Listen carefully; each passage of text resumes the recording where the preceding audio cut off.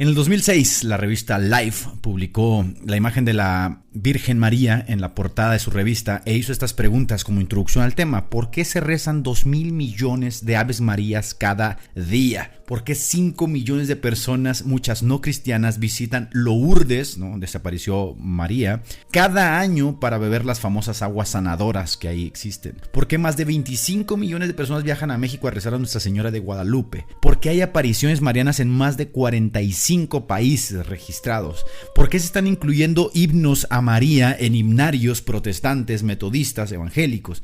¿Qué tiene María que llama la atención del mundo cristiano? El artículo Life enumera luego muchas apariciones y cita diversas estadísticas. Por ejemplo, Life dice que en Italia en los últimos dos años se han reportado más de 50 estatuas de la Virgen María que lloran sangre. Así es, vírgenes que lloran sangre, ¿no? Cuando pienso yo en la veneración de María, que actualmente se le ofrece en el mundo católico y en el mundo cristiano occidente en general, pues no puedo dejar de pensar obviamente en Demetrio y en su defensa al folclore de la diosa Diana, de la que según él, sus propias palabras, era adorada en toda Asia. Ahora, si bien es verdad que debemos de ser un poco más cautos a la hora de hacer comparación de deidades paganas con el folclore característico del mundo cristiano, yo me remito a las propias palabras del teólogo Claude Bisboff en su teología sistemática, que dice textualmente: de no ser por la modernidad que aminoró el sentimiento religioso en Occidente, María ocuparía hoy un lugar al lado de Jesús que tendría una eficacia regeneradora para los problemas de nuestros pueblos. Y este tipo de declaraciones muy comunes dentro de los pensadores católicos que están justamente embebidos de todo lo que es la mariología. En ese mismo tenor, el sociólogo Andrew Greeley dice: María en Occidente es el símbolo cultural más poderoso de los últimos 2 años, superando por mucho a Jesús. El mismo Unamuno, que se volvió un crítico de la iglesia, decía que al sentirse ateo no podía dejar de pensar el impacto que María tiene en el mundo cristiano. En sus propias palabras, Unamuno decía: María en nuestra cultura es una especie de arquetipo transcultural que trasciende las propias doctrinas y los propios dogmas y se instala en el inconsciente de las personas, haciéndoles sentir que al recurrir a ella no solo es mejor, sino más eficaz que acudir a Dios mismo. De hecho, esta visión que se tiene María en el lado fetichista, en el lado folclórico, esa es justamente así. Si lo piensas un momento, la analogía entre el encanto de Demetrio con Diana, quien según sus palabras era adorada en toda Asia, y el encanto del cristianismo con María, pues se encuentra similitudes sorprendentes. Por lo tanto, no creo que una persona que con seriedad dice María ocupa un lugar en el catolicismo que llega a encumbrarse por encima del mismo Cristo esté pecando de mentiroso, porque esto es evidente, esto es verdad a los ojos, a la experiencia, a la evidencia.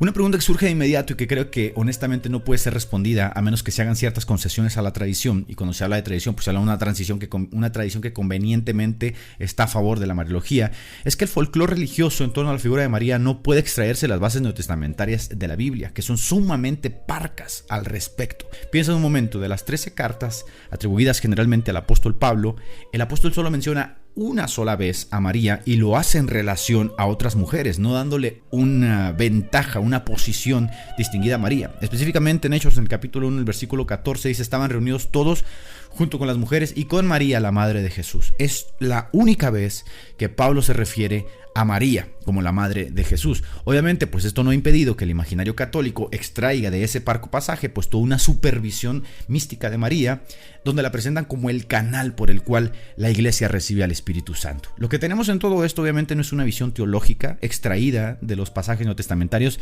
sino una visión poética, ¿no? Una elucubración imaginaria y sentimental, pues que no manifiesta ni siquiera el más grande de los apóstoles como Pablo, ¿no? Como Pedro. Piensa un momento en esto: Jesús ni una sola vez llama madre a María, un título que obviamente ella se ha arrogado en sus manifestaciones, en sus visiones, se ha arrogado en sus apariciones. Es más, piensa en esto: Jesús le quita a María la concesión de arrogarse el derecho de mandarle a él por ser, a causa de ser su madre, cuando dice de forma retórica: ¿quién es mi madre?, ¿no? Pero eso tampoco ha impedido, por supuesto, que el mundo católico vea en María no solo una madre que chantajea a Jesús y logra obligar al hijo obediente en Canaán a través de la petición de que transforme el agua en vino, sino que la colocan al lado de él como quien aboga por los que han de recibir o heredar la salvación.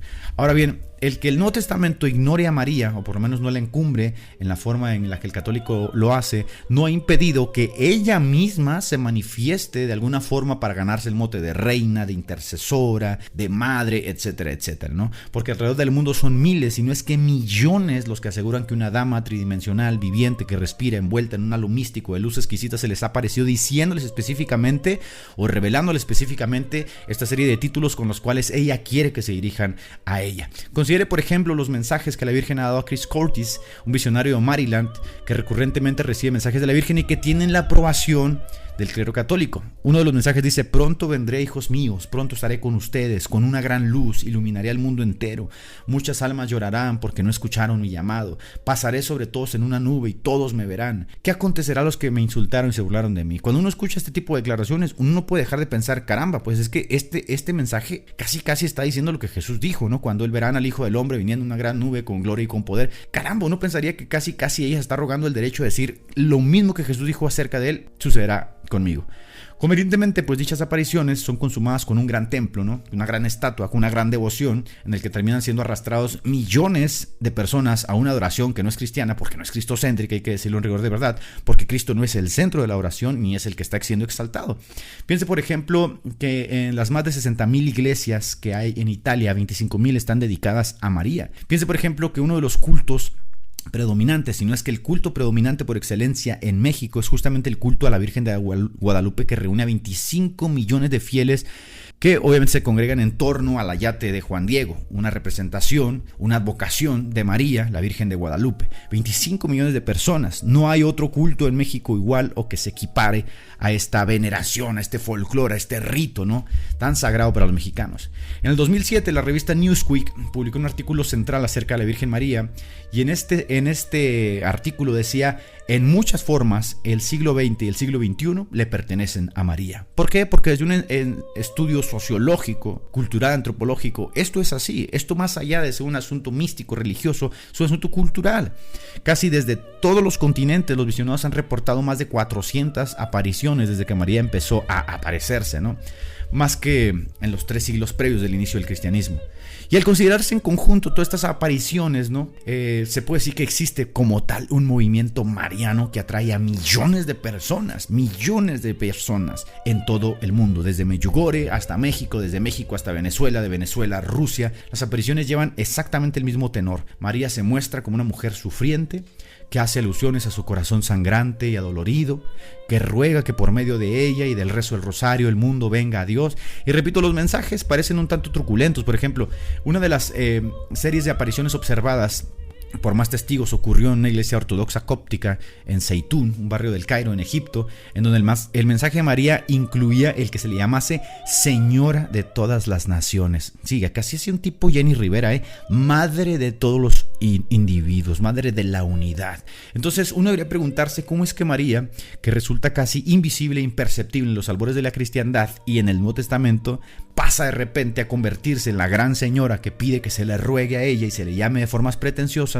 cuando ni Jesús siquiera le llamó en ni una sola ocasión madre para referirse a ella de una forma exclusiva, lo cual nos lleva a las propias concesiones, obviamente, que la iglesia ha hecho a través de los siglos. Los mensajes de recibido plena aprobación de la iglesia pues parecen simplemente obviar que lo que María dice en algunas de sus apariciones está en total oposición a lo que Jesús mismo dice, o en algunos casos se iguala. Por ejemplo, el mensaje de Nuestra Señora de Akita a la hermana de Agsaba dice: solo yo puedo salvar las calamidades que dan, solo a través de mí alcanzarán la plena salvación. Por ello les ruego, refugien en mi sufriente corazón. O sea, es como una suerte de maternalismo nauseabundo en el que a través de esta proyección de dolor y de sufrimiento, ella manifiesta una imagen, ¿no?, arquetípica del sufrido, del mártir, etcétera, que puede canalizar a través de ese dolor ciertos poderes, ciertas manifestaciones gloriosas, etcétera, etcétera. O el famoso mensaje a Lucía, una de las pastorcitas que afirmó haber visto a la Virgen en Fátima, y la cual le dijo: Jesús desea que todos vengan a él a través de mi corazón. He venido a establecer la devoción a mi sagrado corazón